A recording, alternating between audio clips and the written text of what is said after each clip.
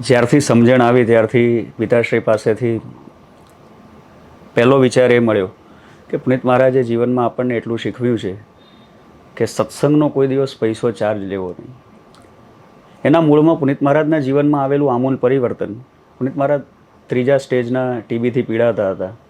એમના જીવનમાં રામ નામના એ મંત્રએ પૂજ્ય ઈશ્વરચંદ્ર શાસ્ત્રીજીના મુખેથી કહેવાયેલા એ શબ્દો કે રામ નામની ઔષધિ એવી છે જે ભવરોગ મટાડે છે અને વળી મફત મળે છે.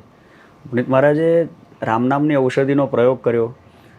ત્રીજા સ્ટેજનો એ વખતનો ક્ષય રોગ એટલે રાજરોગ ગણાતો એને જડમૂળથી નાબૂદ કર્યો.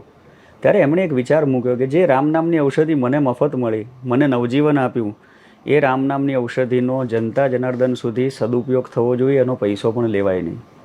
તો એ વિચાર પિતાશ્રીમાં આવ્યો અને વારસાગત રીતે એ જ વિચાર અમારામાં.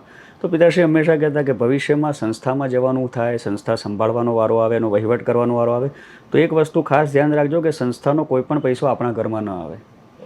માટે તમારા પગ પર ઊભા થવા માટે ભણતર તમારે જે કરવું હોય. મારા પિતાશ્રી પોતે બેંકમાં હતા, સેન્ટ્રલ બેંકમાં.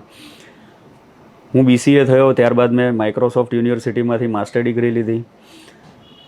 ખબર નહોતું કે આ બધી જ જવાબદારી આટલી ઝડપથી સંભાળવાની આવશે. મારું આખું ફિલ્ડ અલગ હતું. હું UPSC માટે તૈયારી કરી રહ્યો હતો.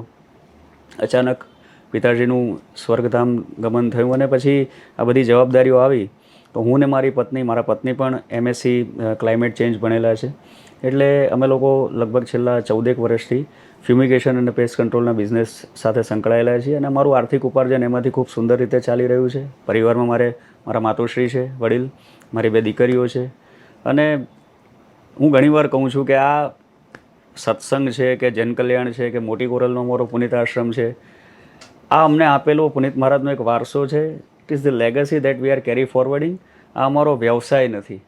વ્યવસાય અર્થોપાર્જન માટે ભગવાન જે આપે છે એમાંથી અમે ખૂબ રાજીપો વ્યક્ત કરીને થોડામાંથી થોડું, પણ સંસ્થાનો એક પણ પૈસો અમારા ઘરમાં જે ત્રીજી પેઢી આગળ નથી આવ્યો, બીજી પેઢી નથી આવે, તો આ પેઢીએ પણ ન આવે એનું ચોક્કસથી ધ્યાન રાખી અને જીવન જીવી રહ્યા છે.